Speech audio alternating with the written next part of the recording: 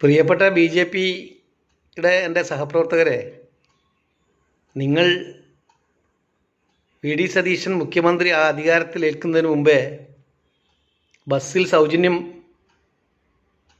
പ്രകടന പത്രികയിൽ പറഞ്ഞു എന്നതിൻ്റെ പേരിൽ ബസ്സിൽ കയറി ഫ്രീ യാത്ര ചെയ്ത് സമരം ചെയ്ത ആളുകളാണല്ലോ.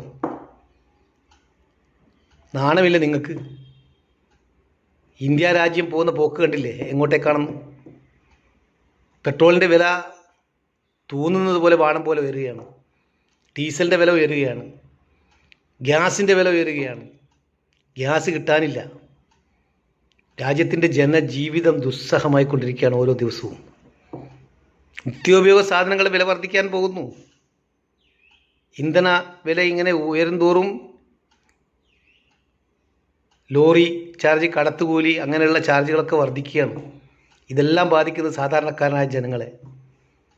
എന്നിട്ട് ഇതിനെതിരെ ഒരു സമരം പോലും ചെയ്യാൻ എൻ്റെ വനിതാ പ്രവർത്തകരുണ്ടല്ലോ ബി.ജെ.പിയുടെ, അന്ന് ആവേശത്തോടുകൂടി ബസ്സിൽ കയറി ഫ്രീ യാത്ര ചെയ്ത് എവിടേക്ക് പോകാൻ വേണ്ടിയിട്ട് ഫ്രീ ആയിട്ട് യാത്ര ചെയ്ത ആളുകളാണ് നിങ്ങൾ. നിങ്ങൾക്കൊന്ന് പ്രതികരിക്കാമായിരുന്നില്ലേ? നിങ്ങളുടെ പ്രതിഷേധമൊക്കെ അവിടെയല്ലേ കാണിക്കേണ്ടത്?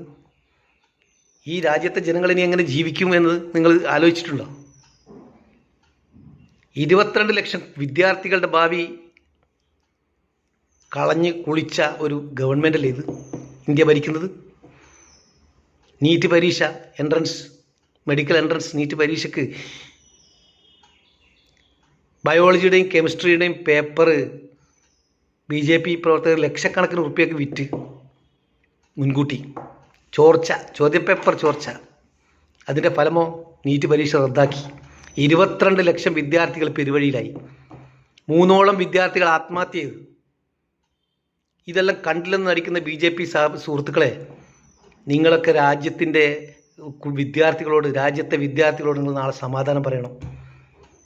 22 ലക്ഷം വിദ്യാർത്ഥികളെ പെരുവഴിയിലാക്കിയ നിങ്ങളുടെ നിലപാടുണ്ടല്ലോ, അത് നിങ്ങൾ നാളെ സമാധാനം പറയേണ്ടി വരും. ഒരു സംശയവും വേണ്ട. അവർ വീണ്ടും പരീക്ഷ എഴുതേണ്ട അവസ്ഥയിലാണ്. ഒന്ന് ആലോചിച്ച് നോക്കി അവരുടെയൊക്കെ ബുദ്ധിമുട്ടും പ്രയാസങ്ങളും. കഷ്ടപ്പെട്ട് ബുദ്ധിമുട്ടി പഠിച്ച് നല്ല മാർക്കോടുകൂടി പാസ്സാകേണ്ട കുട്ടികൾ വരെ പെരുവഴിയിലായി. പിന്നെ എങ്ങനെ ആത്മഹത്യ ചെയ്തിരിക്കും വിദ്യാർത്ഥികൾ? ഇതൊന്നും ആർക്കും ഇവിടെ പ്രതികരിക്കാൻ ആളില്ല, പ്രതിഷേധിക്കാൻ ആളില്ല. കാരണം ഇവിടെ പ്രതിഷേധിച്ചാൽ ഇവിടുത്തെ പ്രതിപക്ഷത്തിന് നേരെ ED വരും, CBI വരും, NIA വരും, അടിച്ചൊതുക്കും. ഭീഷണിയും ബ്ലാക്ക് മെയിലിങ്ങും എല്ലാം കൊണ്ട് രാജ്യം എത്ര കാലം നിങ്ങൾ ഭരിക്കും?